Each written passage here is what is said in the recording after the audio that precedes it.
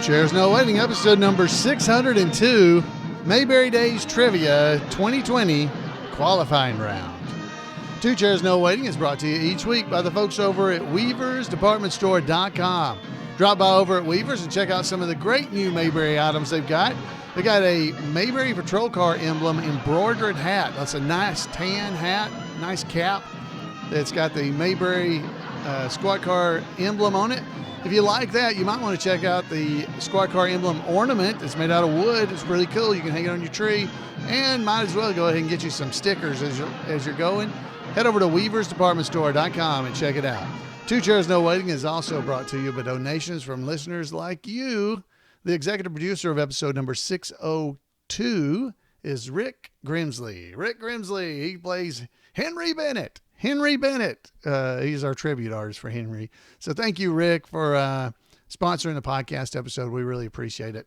Or I should say, I really appreciate it. Who am I? I'm Alan Newsom, your host for Two Chairs No Waiting, and it is great to be here in Mayberry with you. Now, this is not what we're going to talk about tonight. We are going to be doing our trivia, and we're also going to hear from Randy Turner with This Week in Mayberry History about No Time for Sergeants. It's his second part of that. But I do want to mention that I just wrapped up the 12th year of Two Chairs No Waiting. So this has been a big few weeks here. We've had the 30th anniversary of Mayberry Days, which was actually the 31st Mayberry Days. We had the 60th anniversary of the Andy Griffith Show, and we just passed our 12th year, finished our 12th year of podcasting here on Two Chairs No Waiting. So now we're going into 12 plus 1 years. Yeah, I'm just being cautious. I'm being cautious. Especially since Henry Bennett is the sponsor of the podcast. I really didn't want to say what number of year this is, but I'm just saying. So I thought it would be fitting for Henry to be or for Rick to be the sponsor, or for the executive producer of the first episode of our 13th year of Two Chairs No Waiting. So thanks, Rick. I do appreciate it. It's 2020. I mean, good grief. I think the jinx stuff is over. So we're going to be doing as I said, the trivia contest from 2020, from Mayberry Days 2020. Now that trivia contest is broken up into parts. So there's more than this, really. There's a youth trivia contest, and there's a trivia contest for adults. Some people call it the adult trivia contest. That doesn't seem right, so I don't say it that way. It's the trivia contest for the adults, and the trivia contest for the adults is broken into two parts. There is the qualifying round, and then there's the finals, which is made up of the past champions from Mayberry Days and the winner of the youth trivia and the qualifiers from this that we're going to do today, whenever you're listening, the qualifying round of the trivia contest. So we do this every year. We've been doing this for 5 years now. This is how we've been doing it. And the same guy has won the finals all 5 years. So I'll just go ahead and tell you that because he deserves some praise. He's in our chat room as I record. So for our 5th time in a row, Jim Sherrill is the champion of Mayberry Days Trivia. Now, that said, Jim didn't have to play this round. This is the qualifying round. He was already pre-qualified to be in the finals. So we're all going to play the finals of trivia. So go ahead and grab your pen and pencil or whatever you might have that you're going to use to keep up with your score, because it's just a how many did you get right score. So there's going to be 16 questions. So how many did you get right? We're going to head over to the Mayberry Trivia. So I'm going to play some trivia playing music. So let's go with this one from the VW Boys. Thank you very much. Little Mockingbird. So just a little background to help you think, trivia music. All right, so everybody ready? So here we go. Mayberry Days Trivia, the 2020 qualifying round. 2020 qualifying round. All right, so I'm going to read you the question, and then you'll have a chance to answer, and then I will tell you the answer. If you would like to wait, you can pause because it's a podcast. Here we go. Question number 1. Opie sometimes stays with a neighbor who feeds him grits and prunes. Name this neighbor. Opie sometimes stays with a neighbor who feeds him grits and prunes. Name this neighbor. So folks in the chat room are trying to get their answers in, and we'll see if anybody gets it. The answer is, who feeds Opie grits and prunes when he goes to see there? All right. The answer is Miss Maker. Miss Maker. She's in episode number 96. So if you'd like to check that out, 96. All right. So Miss Maker, that's question 1. So mark it down if you got it right. Mark it if you got it right. Next up is question 2. Who transferred the Mayberry insignia onto Barney's sidecar? Who transferred the Mayberry insignia onto Barney's sidecar? Oh, these are hard, aren't they? Remember, this is the qualifying round for the Super Bowl of Mayberry Trivia. Who transferred the Mayberry insignia onto Barney's sidecar? That's question number 2. The answer is, pause if you don't want to know. The answer is Charlie Phelps. Charlie Phelps is the one who transferred the insignia onto Barney's sidecar. That is from episode number 112. So I'm seeing folks in the chat room getting it right. All right, good job, guys. All right, number 3. Question number 3.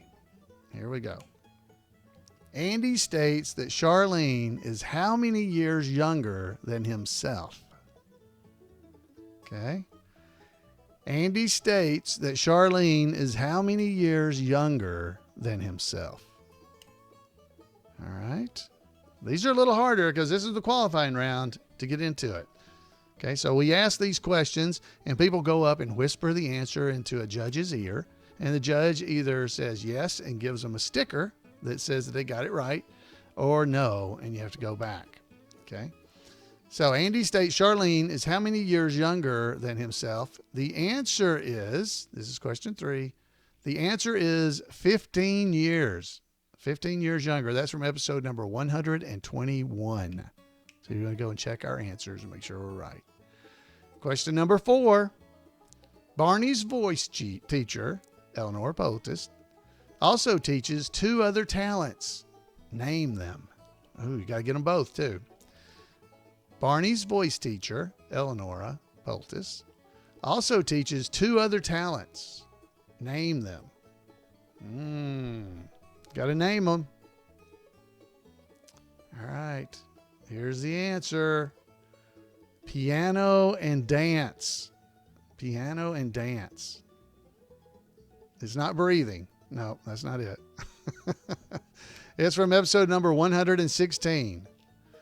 116. Piano and dance. All right. Number 5. Number 5. What is Opie's football jersey number? What is Opie's football jersey number? Oh, what is Opie's football jersey number? The answer is 14. 14 is his number. His number is 14. That's from episode number 110.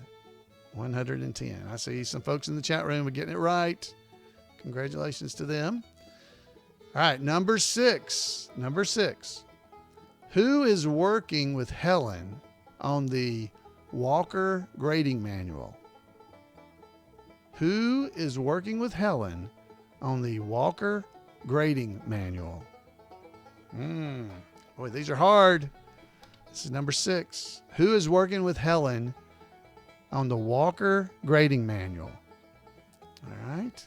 Pause if you don't want to know, but the answer to the question is Frank Smith. Frank Smith. That's from episode number 163 of the Andy Griffith Show. That's who was working with Helen on the grading manual. All right.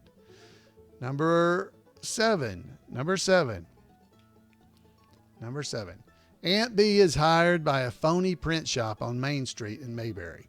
What was her weekly salary? Oh my goodness. Aunt B is hired by a phony print shop in Mayberry down on Main Street. What was her weekly salary? All right, you can go ahead and just guess. If you don't know, you can guess this one because it's got to be a number. All right. Aunt B is hired by a phony print shop on Main Street in Mayberry. What was her weekly salary? All right, her weekly salary was, the answer to number 7 is $30 a week. It's $30 a week. And that's from episode number 171. 171. How you doing? That was 7 questions. Have you gotten 7? How about 3? I think you're doing pretty good if you got about 3. All right. I don't know how our chat room's doing. The numbers are flowing in. It's hard for me to track. So you guys are keeping up with your own scores. They'll let me know, and I'll tell you at the end. That way you'll have a better idea of how you're doing. Number 8. Who refers to makeup as female war paint? Who refers to makeup as female war paint? All right.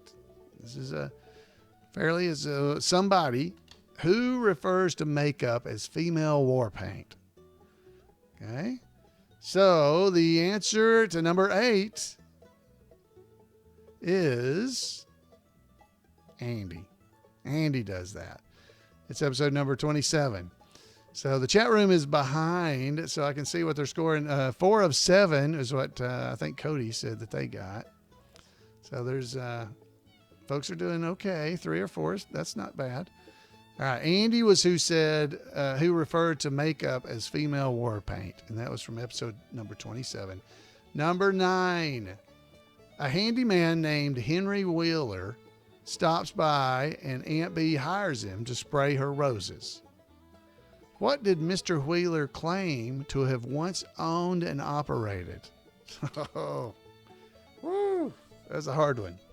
So handyman Henry Wheeler stopped by, and Aunt B hired him to spray her roses. What did Mr. Wheeler claim to have once owned and operated?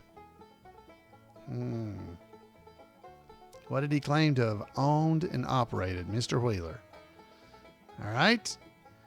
The answer, because this one's kind of hard. The answer is he claimed to have owned and operated a hardware store.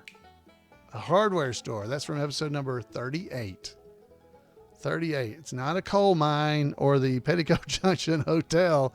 That is a good guess from the chat room from Rascal, the Petticoat Junction Hotel. But that is not, that is incorrect. The answer is hardware store.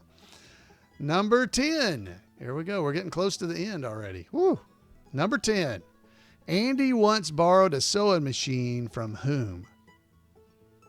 Andy once borrowed a sewing machine from whom? From whom did Andy once borrow a sewing machine? If I read it different, does it help? I don't know the answer, but Andy, you're going to have to pause if you don't want to know the answer. Andy once borrowed a sewing machine from Louise Palmer. Louise Palmer. That's from episode number 100. 100, not 99, but 100. So that is Louise Palmer is who Andy borrowed a sewing machine from. All right, now we're to number 11. Number 11. In high school, Aunt B received straight A's in what subject? In high school, Aunt B received straight A's in what subject? What subject did Aunt B receive straight A's in? All right. The answer is she received straight A's in chemistry. Chemistry. That's from episode number 157. Chemistry. Wow. Aunt B's pretty smart. I wasn't that good at chemistry. All right, that's number 11. How you doing? How you doing? Nobody in the chat room seems to have gotten chemistry. I'm not seeing it. The question number 12.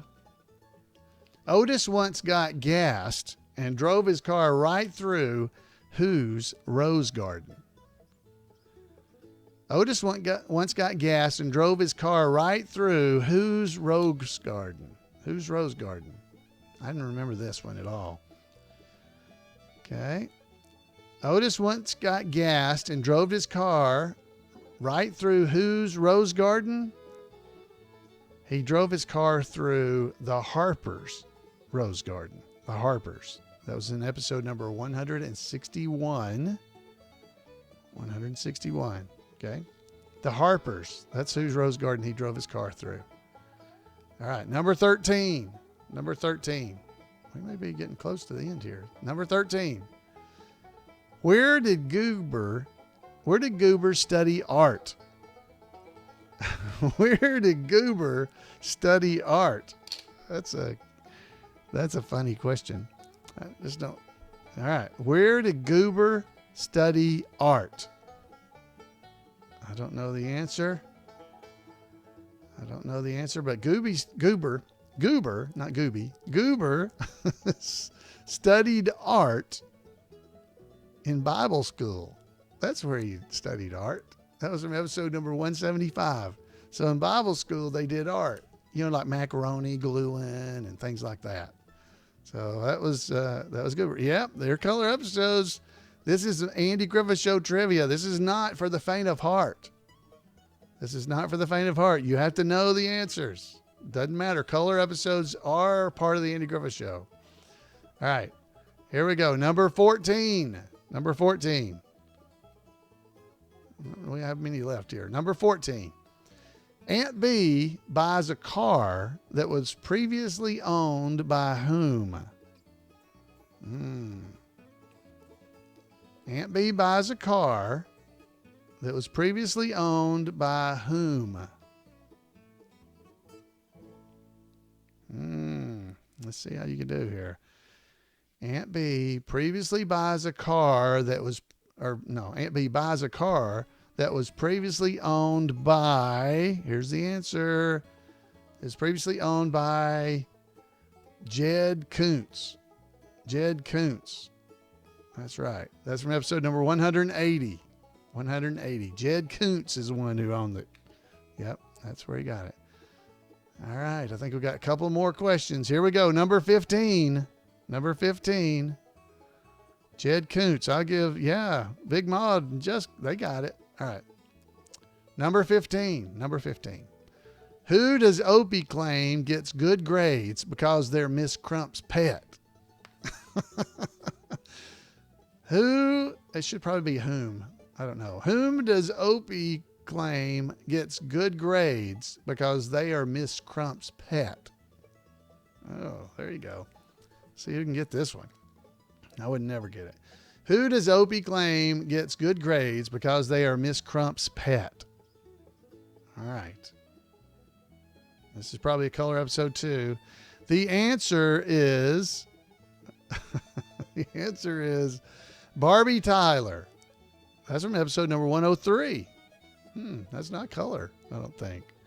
Wait, no. Yeah, I guess that is color. Because 90 of them were in black and white. So that's a color. Barbie Tyler was her name. Barbie Tyler. Barbie Tyler.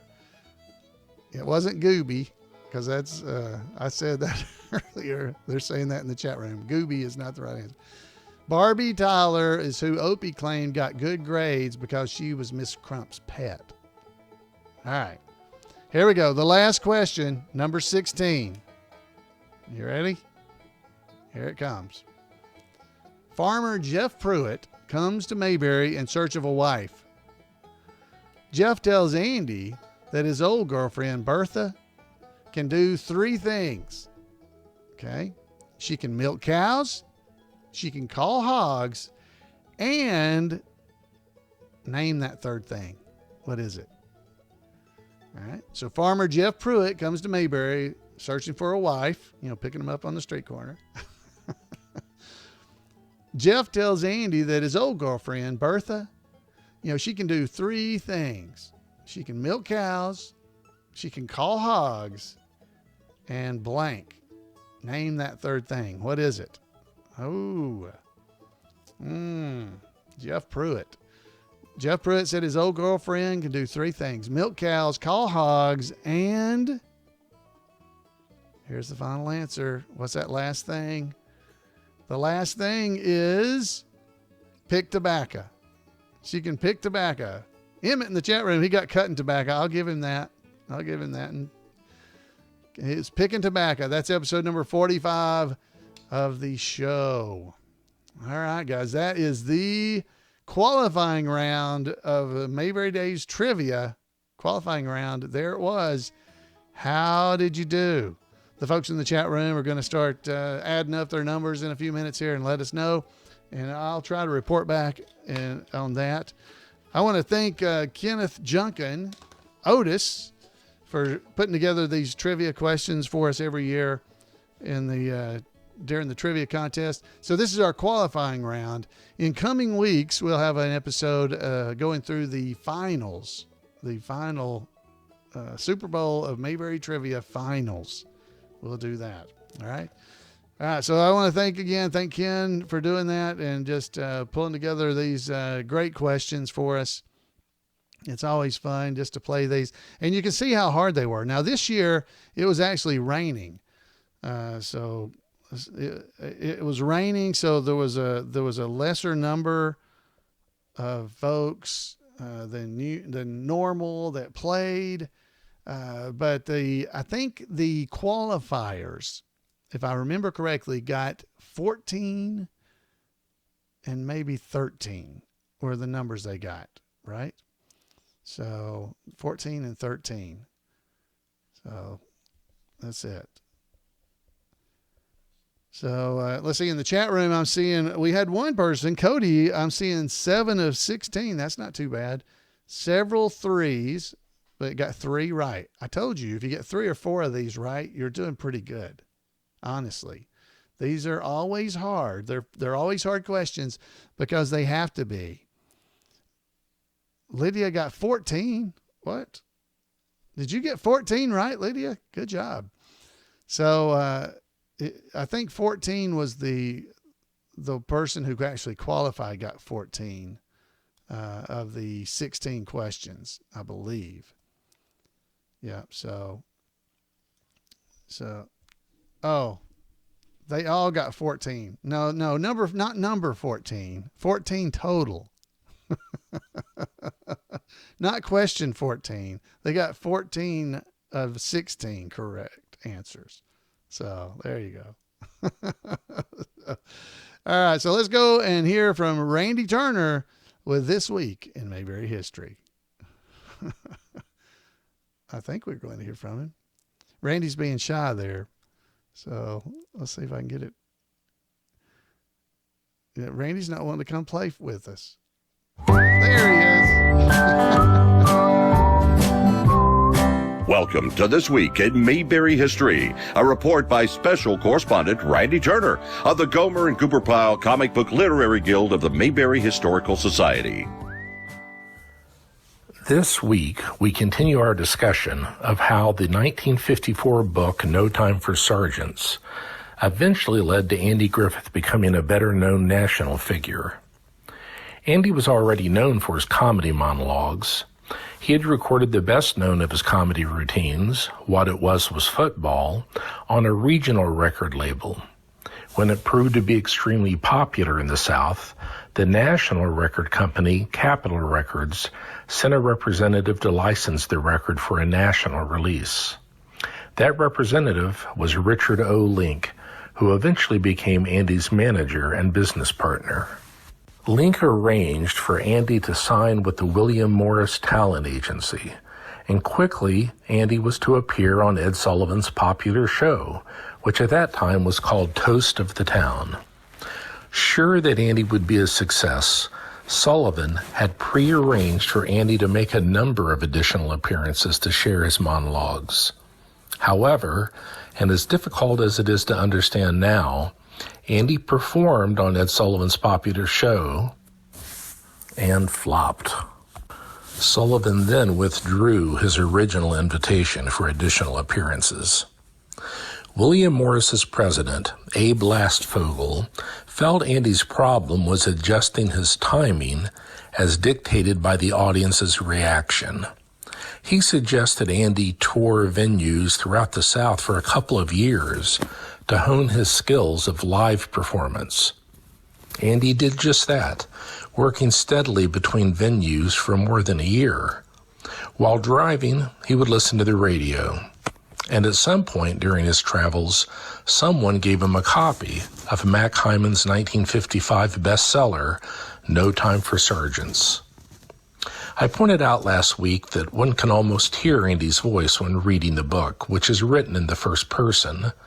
Andy himself realized that this would be perfect material for him, and he tried to contact Hyman to get permission to adapt parts of the book as comedy monologues. He was, of course, eventually told no. He was also told that the popular book was already planned to become a televised play and then a Broadway show. Andy's curiosity turned out to be good luck, though, as he was told about this before it had been widely announced. The first step of No Time for Sergeants' planned trajectory was the televised play. This was planned as an episode of the popular anthology TV series, The United States Steel Hour. An audition was arranged for Andy. He later told the story of how he won the role. He described being asked by a secretary while he waited what he did, and he responded, "I talk." She asked about what, and he told her Romeo and Juliet, the opera Carmen, and those types of things. When she naturally asked what he meant, he started doing one of the routines for her. At first, people in nearby offices heard him and came out to see for themselves. The laughter soon drew others out of their offices, and some went to get others so they would hear too. Andy observed later that he knew that this sounded like something from a movie, but that it really happened. And when he finished his monologue, the starring role of Will Stockdale was his. The teleplay was written by a young Ira Levin, who would eventually be well known as the author of books such as The Stepford Wives and Rosemary's Baby. The televised version had to be shortened considerably to fit into the time slot of a single episode of a TV series. For example, the events in the book that I discussed last week and the subsequent description of just how Will ended up in the barracks supervised by Sergeant King took up the first 40 pages of the book over 4 chapters. In the television version, they're summarized by Will in just the first 30 seconds of the broadcast. Just as the book was written in the first person, the TV version has Will, as played by Andy, frequently break the fourth wall, looking directly at the camera and speaking to the viewers. We'll discuss the televised No Time for Sergeants more next week in part 3 of this special series of reports. Well, that's it for this week. As always, thanks for listening. And remember to take care of yourselves and others, and follow Andy's advice, and go out there and act like somebody. Wow, thank you, Randy. He always comes up with such good stuff, doesn't he? If you want to make sure you don't miss any of the really cool stuff that Randy comes up with about the Andy Griffith Show, send him an email at turnersgrade@gmail.com, turnersgrade@gmail.com, and he'll make sure that you don't miss out on any of the fun stuff he keeps coming up with. So thank you, Randy, for sending in that report. And I don't know why I couldn't get it to play, but it played, and I'm not going to edit it, so you guys can enjoy the mistake I partially made. Now, Randy is going to be talking about, just so you know, I'm going to put a link in in our show notes, but the television version, the televised teleplay that was back in 1955 from the U.S. Steel Hour. You can find that online. It's at archive.org. There'll be a link in our show notes about that. So you'll be able to go and watch that if you would like to. It's only about an hour long. It's not as long as the movie. As he said, he had to cut out a whole lot of stuff out of that to make it fit a television length. It's about 53 minutes long or something like that. So definitely something I think you would enjoy. It's the same basic story. It's just the Reader's Digest version. So thanks again, Randy, for that. I want to thank you. I hope you guys enjoy the trivia. So just to give you a report, the folks in the chat room, we got about 43 people in there tonight. Basically, those that reported, only one, which was Cody. Good job, Cody. He got about 7. He got 7 out of 16. So that was really good. But basically, the normal rest of the crowd were getting between 1 to 4 is in that range. There was a lot of 3s, a few 4s maybe, and some that just didn't tell me. Sam Jones is in there, and Sam got 5 right, but he was one of the judges during the Mayberry Days Trivia. So had he not been a judge, I'm not quite sure how he would have done. But he was one of the judges that people come up and whisper the answer to, and he still only got 5 right. So that's how hard these are. The judges can't remember the answers either. So, so don't feel bad if you didn't get them all. This was not the fun trivia that I do from time to time. This is the qualifying round for the Super Bowl of Mayberry Trivia, the Mayberry Days Trivia 2020. So I hope you liked it. For those that couldn't be there for Mayberry Days because of one reason or the other, or the rain kept you away, hopefully this gives you just a little bit of taste of the fun that we had during Mayberry Days. Guys, it is always great to spend time here in Mayberry with you, and I would love to hear from you. You can give me a call at 888-684-8415. If you listen to the podcast or watch the video and you did better or like to brag on how well you did on your trivialities, feel free to send that in. And you can do it by sending it to Floyd at imayberry.com, or just leave comments there on the show notes page at twochairsnowaiting.com. You can just comment under this episode, and everybody will see how you did, and you'll be able to brag and feel good about it, or make other people feel good because you didn't get any. Because I don't know, I'm not sure I would have gotten any. But folks, I hope you have enjoyed it. We'll see you next week right here on Two Chairs.